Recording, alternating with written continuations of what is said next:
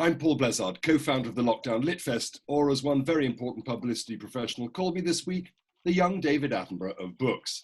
I'm really sorry, Sir David. Now, I did warn you in the welcome video on the homepage that we may be a little curly around the edges as we start, a little rough and ready, and I'm very pleased I did. We've been wrangling some very complicated algorithms which are less willing to bend to our will than it seems we are to theirs. So yes, I know, in the show you're about to see, we managed to lose Kate Spicer's lovely head for a while. Happily we found it again, so worry not. But for those of you of a nervous disposition and a keen sense for high production values, you may prefer to look away, or you could head to the audio version below. We will get there, I promise you, and I'd rather that you watched us grow up stage by stage than we suddenly appeared, all fully formed and scary on your screens. So without further ado, please welcome to the Lockdown LitFest stage, Kate Spicer and Julia Wheeler. Hello and welcome to the Lockdown LitFest and to one of our very first events. We're absolutely delighted to have you here and thank you for being here right from the off.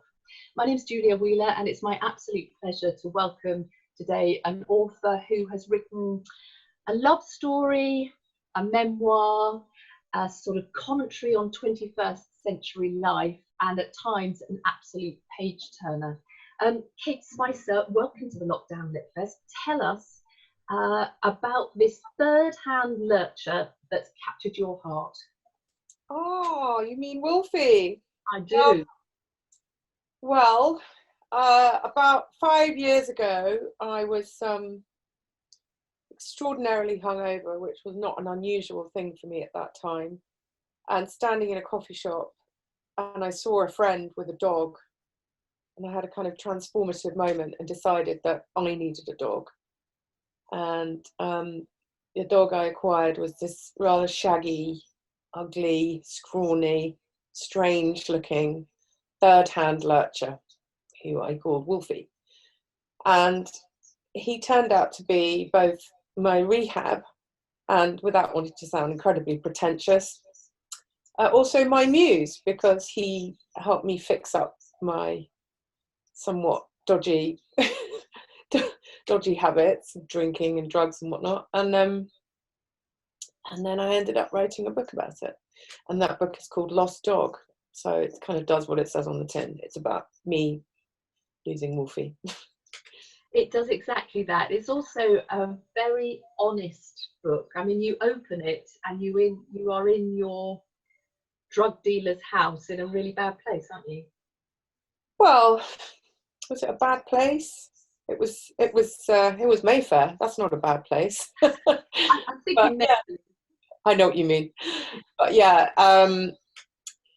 mentally, yeah. I mean, I wasn't on. I think there's a lot of people in cities around Britain who survive quite well living what my grandmother would have called a rackety life and still sustaining some semblance of a job and a social life and appearing to be sort of normal. But yeah, I did have these kind of benders and binges, and yeah, the book opens in this guy's flat in Mayfair and me just going, oh my God, this has got to end. How am I going to make it end? Because I think when you can kind of be, it's like being a functioning alcoholic. When you're a kind of functioning addict of a kind, why ever give up? You know, you never really have your rock bottom. But I'm sitting there thinking, God, when is this going to end? I've been doing this since I was a teenager practically. And I tried all sorts of things and I just never really got there. And then I get this scruffy dog and he instills some routine and some order into my life. He introduces me back into nature and he just reacquaints me with love, with deep unconditional love. And as I think most of us know, love is the drug, and it's transformative, and he was a transformative being in my life. And why a lurcher? Well, that is a long story that you probably don't want to hear about. I just thought they were cool, actually. They had they're kind of scrawny and ugly compared to the dogs that I grew up with. I grew up with sort of Labradors and Spaniels and Dalmatians and dogs that look like dogs. And I remember the first time I saw a lurcher when I was a kid, my great aunt had one, and I just remember thinking, oh my word, that dog is so ugly. But once you get to know lurchers and greyhounds and whippets, they're not ugly, they're absolutely raving beauties, but they are slightly odd looking dogs. They're sort of majestic, they're very quiet, they're very one-man dogs, they kind of walk by your side. They're a poacher's dog originally, and he's an incredible beast. He just sort of walks at my side silently. He's no bother. I can take him anywhere. We are almost like Philip Pullman's demons. He's like an expression of my soul, really, in a shaggy, smelly, four-footed form. And you live in Notting Hill or Nottingdale, as you live in Dale. The Dale. Very different from the hill, but still lovely. I'm not complaining. Where there are quite a few ladies who lurch is the phrase that you use. Oh yes. No, my friend Anna. So when I start walking the dog, anybody who's had a dog will know that there's a whole new culture out there when you first get your dog and you take it out walking. And it's very social in cities. It's a whole other culture. And that was one of the reasons I was able to kind of change my habits, is I had a lot of nourishing interactions just on a daily basis, not just with trees and nature and seasons and fresh air, but also with the people I met who also love their dogs. And there are a lot of lurchers in Notting Hill, a lot. There's someone once said to me they're loved by gypsies and aristocrats. It's like, so all the posh people in Notting Hill got these gypsy dogs. But yeah, and then so I was talking about some of the women that I'd met when I was out walking the dog when I first got him, and my friend Anna went, "Ah, yes, the ladies that lurch," and they're a bit of a crew, really, kind of quite elegant and skinny, and yeah, sort of society ladies, but obsessed by their lurchers. I'm not one of them, by the way. But that is a crowd that you sort of know through your journalistic role, isn't it? You're a lifestyle journalist, and so you come across people who are of that tribe. Society, you mean? Society. Yeah, I mean, I think living in Notting Hill. I mean, I've lived here since the late 80s, when it was a bit different from now. It wasn't full of bankers in £10 million houses. But I think the way I've sort of trundled around London in my 30 years as a journalist, you do end up crossing thresholds that perhaps I wouldn't ordinarily have done, and you do get entrees into worlds that are quite dazzlingly privileged, really. And I would say Notting Hill is a place of dazzling privilege and unbearable, obnoxious entitlement, but it's also got a profoundly complex and rich community, which, I mean, I live on Grenfell Road, which is by Grenfell Tower, obviously, and when the fire happened, it's so manifest. It was incredible, and what was interesting about that time was, after the fire, I had lots of friends. They weren't all ladies that lurch, I can tell you. I have lots of dog walking friends, and some of them lived in that tower, and we all came together after the fire as a kind of gang to raise money to support our friend who'd been pulled out of the tower and actually lost his dog in the fire. And if it hadn't been for the dog, I would not have been deeply connected to the community I've lived in for 30 years as I was. So in 5 years, he had taken me deeper into this really complex, rich, and when I say rich, I mean diverse, community that I live in. So he has brought me so much joy and so much intense. He's brought so much more to my life, not just because I love him and he's fluffy and he's cute and we go walking, but because he's taken me deeper into my community. Dogs are pretty cool like that. Yeah, and how is that at the moment with the sort of rationing of exercise and so on? Are you still seeing the same people out and about? And have you got space to walk? You go up to Wormwood Scrubs is where you talk about. Yeah, I do still go to the Scrubs. I don't go to Hyde Park anymore because you have to keep the dog on the lead.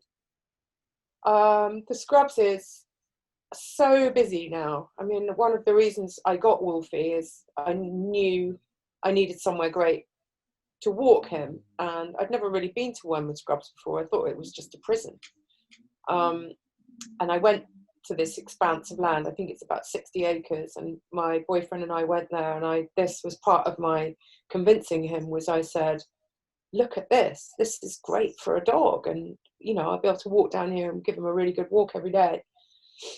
And what's incredible about Wormwood Scrubs is it's always empty.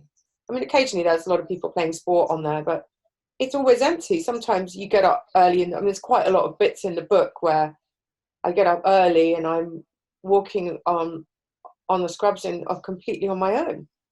And it's not like that now. Obviously, the parks are quite densely populated, and you spend your whole time swerving joggers. And of course, dog owners and dog walkers and joggers have become the new kind of remainers or leave. And we're just living in very, very, very odd times. It makes me even more thankful for my dog, frankly. Mm. But how much of it is he a comfort even more now? Well, I've been on my own during lockdown. I've been in the flat on my own just with him, and it's been heaven. I mean, I'm hyper aware of what's happening and going on around me. I spend far too much time going through, you know, reading the papers and but actually, I think like a lot of people, I think lockdown is. I think if people haven't lost their jobs and they haven't lost their livelihoods, and they haven't lost anyone they loved, more to the point. I think lockdown is pretty tolerable. Actually, it's nice. I live at a slightly different. I mean, for me as a writer, my life's barely changed. You sit at home all day, you type a lot, you talk to the dog, not not many other people other than on the phone. And once a day you go out for a big walk. So if I'm honest, my life has barely changed. I wonder if people who don't work alone are maybe struggling more with it. I don't know. And what about those people in those tower blocks that you talked about? I mean, have you got any sense of how things are there?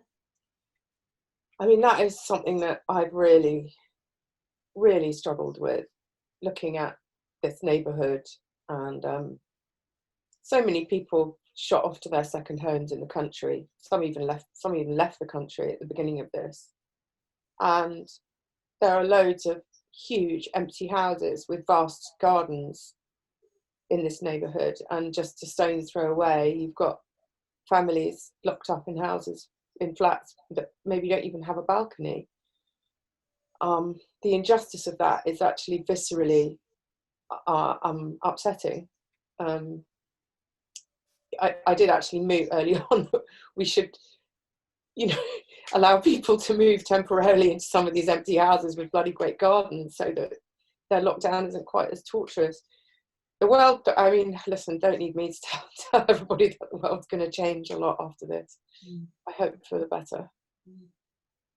Let's talk a little bit about the craft of writing the book, because you're a journalist who writes probably 1,000 words, bashes it out, has a deadline. I don't know how many of those you do a week typically, but how was writing a long form memoir different and enjoyable or otherwise?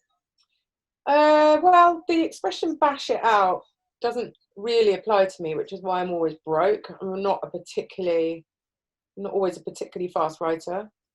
So I wouldn't say, sometimes I bash things out. I don't really bash things out, but yeah, I write things between, say, 800 and 2,000 words on average.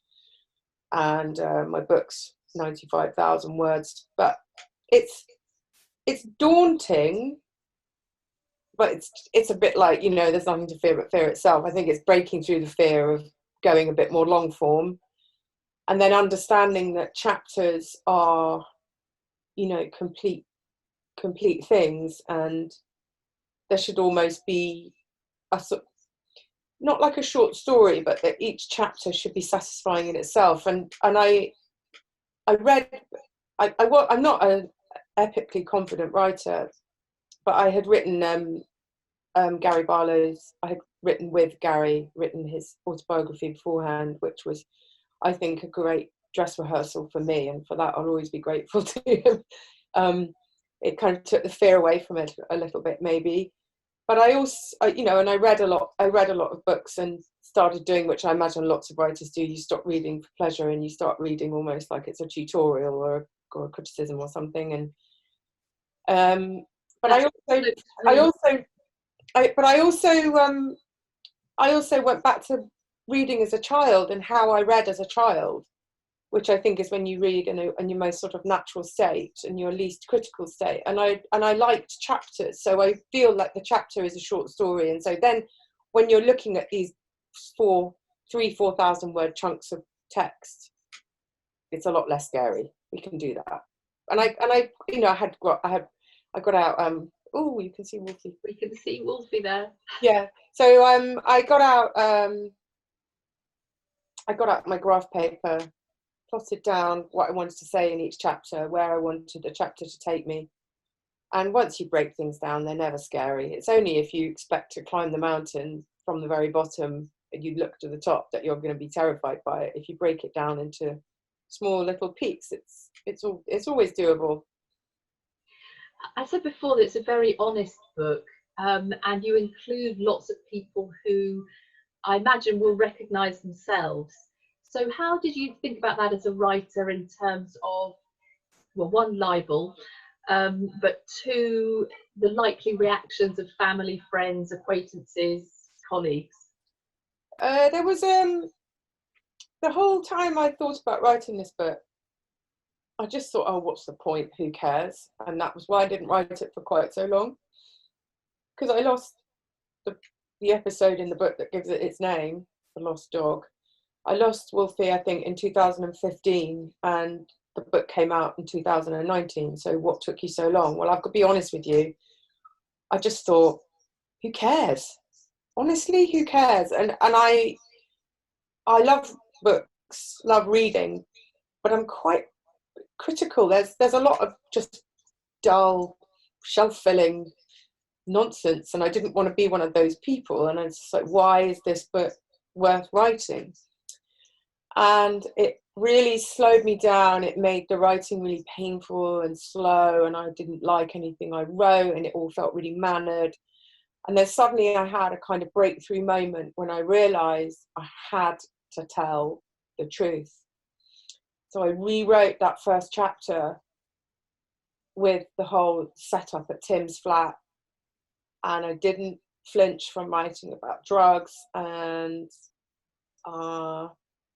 then the book kind of took on a life of its own, which I think that's what you're waiting for with any creative project, because I've made documentaries as well, and when the documentary or the book becomes its own being, it kind of leads you by the hand, and the work, you have to do the work, but the work is not,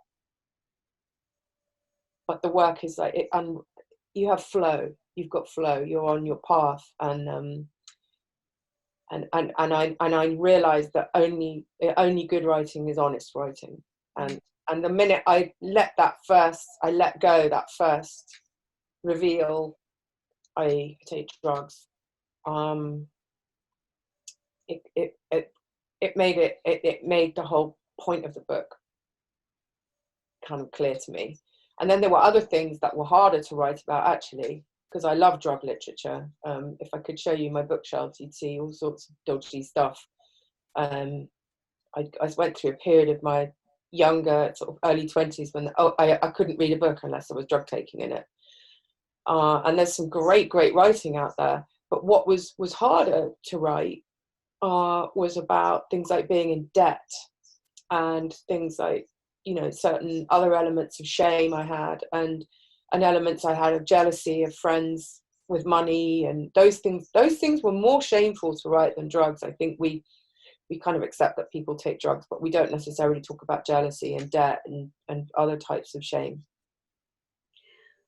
Was there any, without telling me what it was, if you did leave something out, was there anything that you left out because you thought, actually, I've got to save that for me? No, it wasn't necessarily that. In a way, I think I put too much in there because I'm trying to write a second book at the moment, and I realise I just have written a rather complete pass notes to my story. Not saying I want to write another memoir, but yeah, what I did leave out was I didn't write about sex, and I didn't go too deeply into my family background. I did go a bit deeper into it, and then I went back through the book and I stripped it down to the bare essentials so that the reader would understand who this character, me, was. And for that, you did need to know a little bit about my childhood and my background and my, maybe issues with abandonment or perhaps low self-esteem, but there was a little bit more detail in that, and I took it out because I just thought, you know what, my parents, I don't want to do that to my parents, and I didn't really feel there was anything. I didn't feel like people needed to know it. I think you need to know enough to understand the character so that you can engage and enjoy the character, but beyond that, it would have been indulgent and self-pitying. And I'm 50 years old. When I wrote the book, I was a little bit younger, but I'm 50 years old, and I don't feel like a victim anymore. So I didn't want to come across like a victim. So I didn't dwell on my family background very much. So if people are writing a memoir, do you think it's actually important perhaps to, in that first draft, get it all out? That's perhaps the cathartic bit, and then actually go back and strip it out. But you've got to be honest and put everything into that first draft. Well, the big ask is, are you writing a memoir or an autobiography? And I don't know if you're familiar with Marlon James, who wrote History of 7 Killings. 7 Killings, 5 Killings, History of 7 I have Killings. His quote on my wall. He says 78 people can be wrong, because that's meant how many times he was rejected. So I'm a really, really, really big fan of Marlon James. I just love writers are not always, they don't always have an easy way of talking. And I don't consider myself a writer like Marlon James in any way, shape or form at all. But and please do not think I'm comparing myself to him.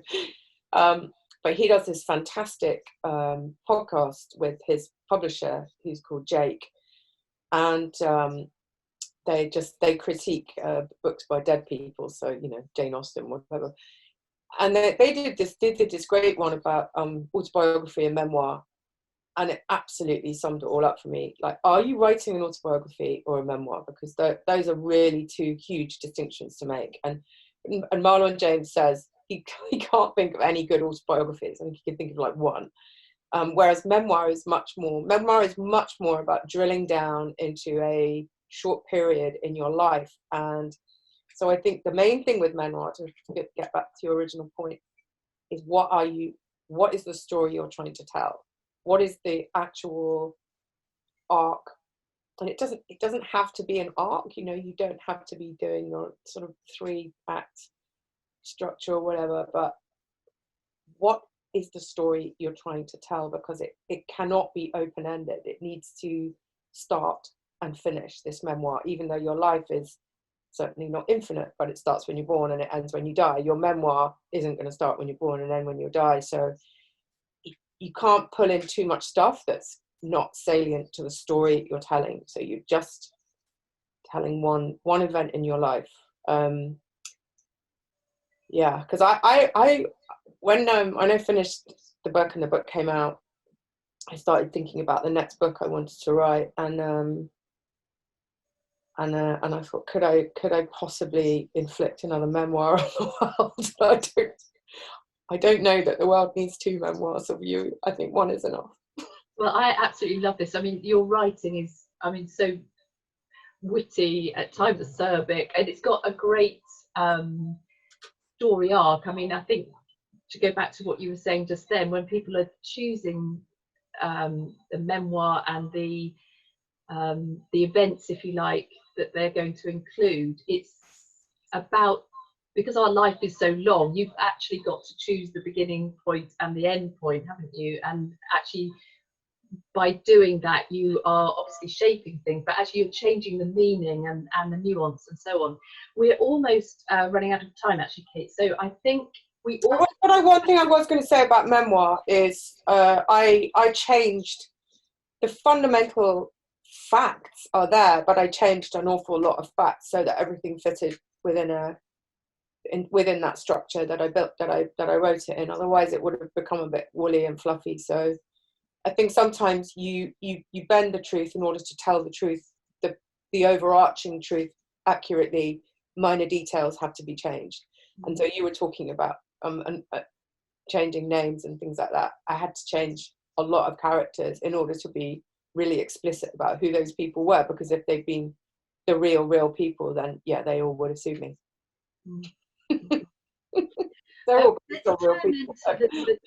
All of the people knew who they were. They all spotted who they were, apart from Melanie Oxbridge, and all the Oxbridge and girls' school educated women I know all come over and said, "Is it me? Is it me?" I was like, "It's fucking all of you." Yeah, that's a composite character, isn't it? Melanie Oxbridge. I did like that. Rachel Johnson came running up to me in the coffee shop one day. She went, "It's me, isn't it? It's me, isn't it?" I was like, "No, it's not you. It could be you." She was like, "It could be me. It's me. It's me." Let's talk about the title, because that is one of the key episodes, obviously. Lost Dog. Tell us how you came to lose Wolfie and how you came to find him. Well, we went to a wedding and I left the dog with my brother and sister-in-law and their 3 children. And I left Wolfie and also Wolfie's mate Castor with them, which was a big deal. And it was extremely naive and stupid of me. And he ran away. And it's quite a long, involved story about him running away. That involves my brother running down the street in his underpants and his bare feet.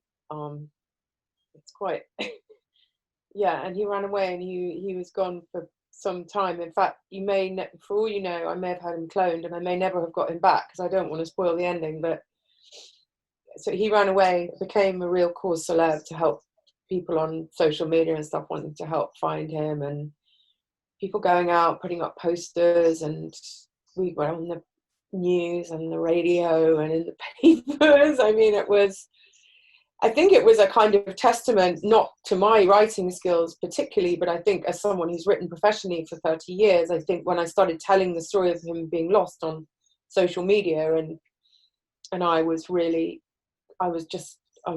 beside myself. It was the worst thing ever, losing the dog, and it was absolutely heartbreaking, and I was just so desperate to find him. But I think the way that I spoke to social media about my desperation to find him switched people on to my suffering in a kind of almost like a soap opera way. I think they kind of got involved in the story, and I think that's probably just partly, listen, I don't think I'm a great writer at all. I just think it's the skill of a writer, a professional writer, is you know how to communicate with people. And I often see those lost dog posts on Twitter or whatever, and I see the post and I'm like, oh no, you should do it slightly differently, otherwise people won't spot it. And I was lucky. A lot of people turned out to help me find him. It was a crazy time. Yeah, so it was about 8 or 9 days, wasn't it? It was 9 days, yeah. And as well as... It could have been forever. I don't know. I don't want to spoil the ending of the book. Yes, okay, fair enough. But in terms of that social media campaign, which was #FindWolfie, yeah, all sorts of people helped. There were some fairly famous retweets as well, weren't there?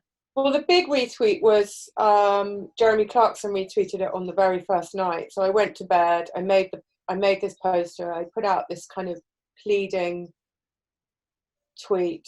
I've lost my beautiful dog. Please, Twitter, God, if you're out there, help me find him.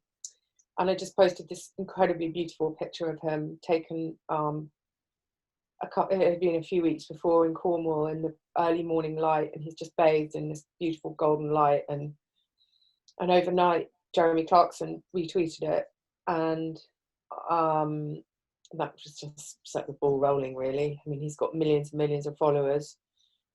And that very night, I got a couple of hoax phone calls telling me they'd found him dead on the M62, or they'd just eaten him in a kebab or something like that. But also for those 2 horrible phone calls, I also woke up to find that it had been retweeted like 1,000 times overnight. And then it picked up its own energy, and you know, all sorts of people retweeted it. Jeremy Corbyn retweeted it. David Cameron did not. Kate Burley from Sky, I think, was one of them, wasn't she? Yeah, God, that was really awkward. She retweeted it, and then she did like a sort of 10-minute found Wolfie thing when the dog was found, and